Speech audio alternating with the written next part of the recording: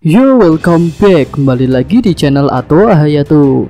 Bagaimana kabar nakama sekalian? Semoga selalu baik-baik saja. Pada video ini Mimin akan mengupdate spoiler terbaru, yaitu untuk chapter 1003.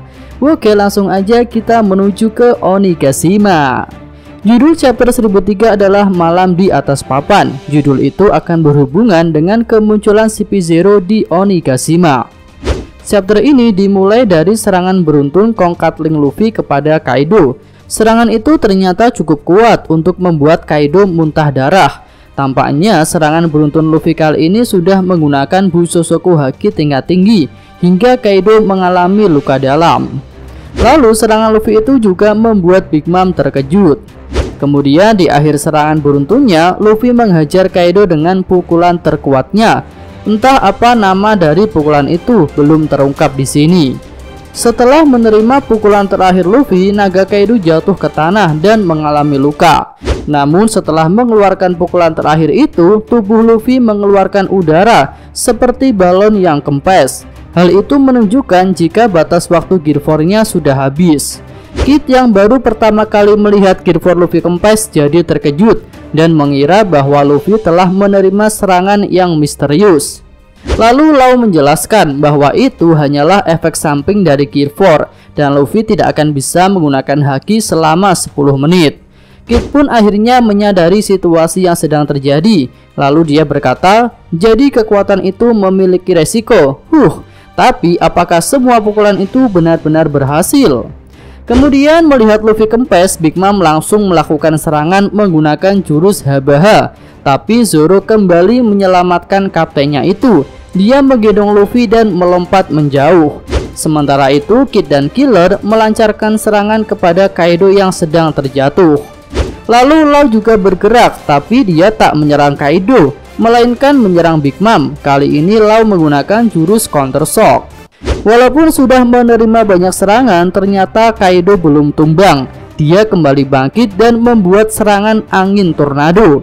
Serangan itu berhasil menghempaskan Luffy dan Zoro. Luffy pun terlepas dari gendongan Zoro dan mengarah ke mulut naga ikan Kaido.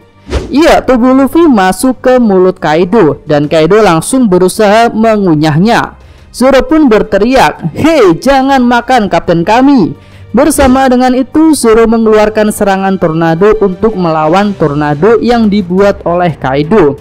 Jurus tornado Zoro itu seperti yang dia perlihatkan pada arc Fishman Island. Salah satu tebasan Zoro itu mengelilingi tubuh Kaido dan membuatnya terluka. Nah, di sini Kaido menyadari alasan pedang Zoro memiliki haki yang aneh adalah karena pedang itu milik Oden Kozuki. Lalu Kaido pun berkata, "Jadi kau ingin mencoba menggunakan tornado untuk melawanku?" Di sini Kaido berniat untuk mengadu serangan tornadonya dengan milik Zoro. Makhluk terkuat itu pun menggunakan serangan tornado baru yang lebih besar dari sebelumnya, dengan bilah angin yang terbang ke segala arah. Ya, pokoknya lebih kuatlah dari jurus tornado Kaido yang pertama. Nah, pada situasi ini Zoro tak melawan tornado Kaido. Dia memilih untuk membawa Luffy pergi menjauh dari serangan itu. Sementara Kid dan Killer menangkis bilah angin yang mengarah kepadanya, dan Law menggunakan Sables untuk menyingkir dari jangkauan serangan Kaido. Kemudian scene pun berganti ke dalam kastil Onigashima. Pertempuran di atas atap menimbulkan guncangan besar di dalam kastil hingga menjatuhkan puing-puing bangunan ke medan pertempuran yang ada di bawah. Lalu di sini diperlihatkan sosok Orochi yang masih tergeletak di tanah. Setelah itu ditunjukkan beberapa sosok CP0. Mereka sedang duduk di salah satu ruangan di dalam kastil. Di sini juga ada seorang wanita dengan kertas tanda mata di wajahnya sedang memainkan musik untuk CP0. Dua anggota CP0 terlihat sedang bermain permainan papan khas Jepang. Mereka menggunakan bidak putih untuk mewakili para samurai dan pasukan aliansi, lalu bidak hitam untuk mewakili pasukan Kaido.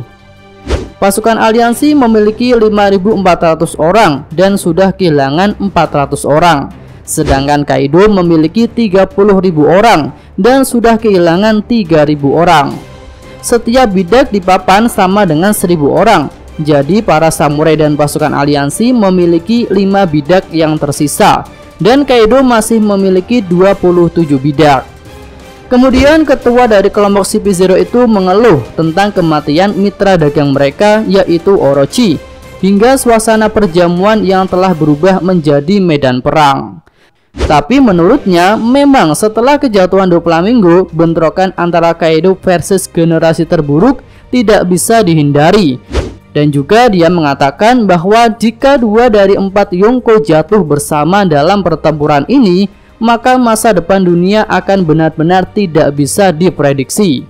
Namun para CP0 itu tidak percaya jika para samurai dan pasukan aliansi bisa menang, karena pertempuran ini belum akan berakhir bahkan jika mereka sudah mengalahkan Kaido dan Big Mom. Karena para samurai dan pasukan aliansi juga harus berurusan dengan para eksekutif. Saat CP0 sedang bercerita, diperlihatkan juga adegan pertarungan antara Franky versus Sasaki. Lalu ada juga Sanji yang tampak panik dengan kepala yang berdarah. Kemudian Nami, Usopp, dan Tama terlihat sedang melakukan sesuatu bersama, tapi belum dijelaskan apa yang sedang mereka lakukan. Tampaknya itu adalah rencana yang sudah dikatakan Tama beberapa chapter yang lalu. Lalu ada juga Ulti dan Pac-One yang terlihat sedang berlari. Kemudian Jinbe sedang bertarung melawan Hushu. Dan yang terakhir ada Yamato yang siap bertarung demi melindungi Momonosuke dan juga Shinobu yang ada di belakangnya. Kemudian ketua CP0 mengakhiri dialognya dengan mengatakan, saling menghancurkanlah sebanyak mungkin para bajak laut. Kemudian scene kembali ke atap Onigashima. Di sini diperlihatkan mode hybrid Kaido, namun masih dalam bentuk siluet. Siluet mode hybrid Kaido digambarkan sedang berdiri dalam kepulan asap bersama dengan Big Mom. Bentuk hybrid Kaido sangat besar, seperti 2 kali lebih besar dari ukuran Big Mom. Lalu Kaido pun berkata, "Hei Lilin, ini semakin menyenangkan. Wororororo." Dan Big Mom juga mengatakan, Mama. Iya Kaido, aku merasakan hal yang sama. Iya, cukup sekian full spoiler untuk chapter kali ini. Jika ada tambahan atau koreksi, silahkan disampaikan di kolom komentar. Oke, cukup sekian video kali ini. Semoga nakama sekalian menyukainya. Terima kasih sudah nonton dan sampai jumpa lagi di video selanjutnya. Yo!